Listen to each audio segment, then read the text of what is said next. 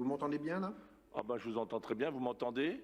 Oui, oui, très bien, Monsieur le Président. Bonjour, Monsieur le Président, mes Bonjour chers à vous. collègues. Alors, je vais avoir des propos, je vais les faire courts parce que malheureusement, j'ai eu quelques petites coupures qui ne m'ont pas permis d'avoir un suivi idéal des débats.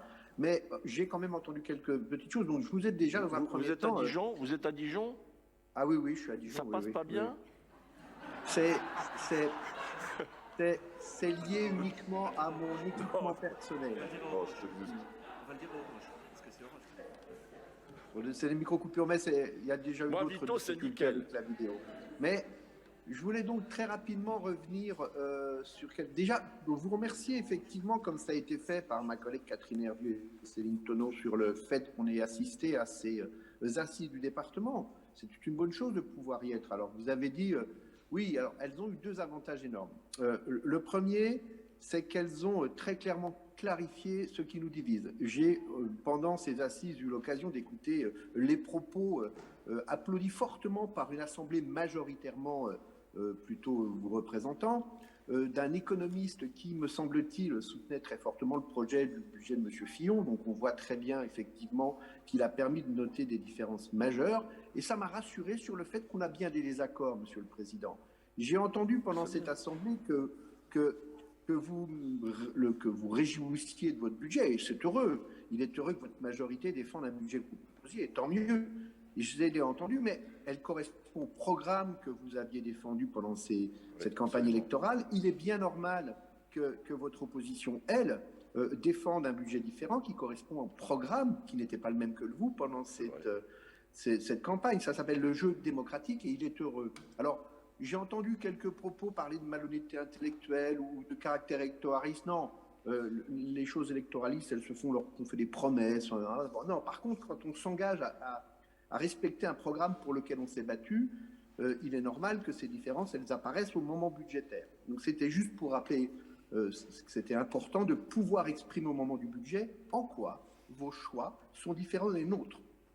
Bien évidemment que vous avez intérêt de défendre votre budget. J'ai entendu à un moment donné, vous n'avez pas cité tout ce qu'on avait fait, la fonction principale du département étant la solidarité. Il est bien normal que des actions soient menées, hein, c'est heureux. Donc, et je reviendrai au cours des rapports, j'interviendrai sur les rapports dans lesquels j'ai été cité, en particulier sur le rapport numéro 10 de la deuxième commission, où vous avez entretenu quelques confusions, et je donnerai des points précis à ce moment-là. Sur le SDIS aussi, hein, il n'a jamais été dit qu'on était les porteurs, mais que bien évidemment, notre présence et notre écoute et notre propositions sont importantes et il faut les suivre, donc je reviendrai là-dessus. Et je voulais quand même, parce que je vous ai entendu à un moment donné, vous exprimer, Monsieur le Président, sur la démocratie participative.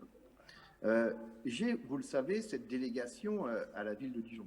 Et donc, j'y travaille de façon sérieuse. Et j'ai trouvé que votre vision de la démocratie participative était plutôt une façon que vous aviez de participer à la démocratie en étant présent sur les marchés. Mais la démocratie participative, telle qu'elle doit être, est, à mon sens, bien plus large, demande bien plus de travail et quelque chose de complexe qui ne se décrète pas comme ça ou qui ne se juge pas comme ça. Et, je le crois, pour pouvoir continuer à défendre cette démocratie, tous les outils qui peuvent mettre à contribution pour la défendre doivent être mis en place. Et le débat aujourd'hui ne peut pas être éludé. Il a d'ailleurs, lors des assises, été évoqué par le président du Sénat. Je crois qu'il est nécessaire aujourd'hui d'avoir une vraie réflexion au-delà même de notre participation, nous, à la démocratie. Je ne serai pas plus long parce que c'est très difficile d'intervenir sans retour précis de ce qui se passe en salle. Donc, je n'irai pas au-delà de ça et je vous remercie. J'espère que ça a été audible.